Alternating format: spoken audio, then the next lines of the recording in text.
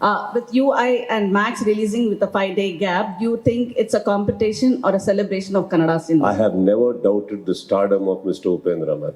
I have never doubted it. He's the first of the biggest superstars we had. ಅವರು ನಮಗೆ ಚಿತ್ರರಂಗಕ್ಕೆ ಭಾಳಷ್ಟು ಕೊಡುಗೆ ಇದೆ. ನಾವೆಲ್ಲ ಅವ್ರನ್ನ ನೋಡಿ ಕಲ್ತ್ಕೊಂಡ್ಬಂದವರು. ಆ್ಯಂಡ್ ಉಪೇಂದ್ರ ಅವ್ರಿಗೆ ಇಲ್ಲದೆ ಇರೋವಂಥ ಒಂದು ತಲೆನೋವು ನನಗೆ ಯಾಕೆ, ನಿಮ್ಗೆ ಯಾಕೆ? ಅವರೇ ಎಲ್ಲೂ ಮಾತಾಡ್ತಾ ಇಲ್ಲ. ಅವರಿಗೆ ಗೊತ್ತು, ಅವ್ರಿಗೂ ಗೊತ್ತು ನಾವ್ಯಾಕೆ ಬರ್ತಾ ಇದ್ದೀವಿ ಅಂತ.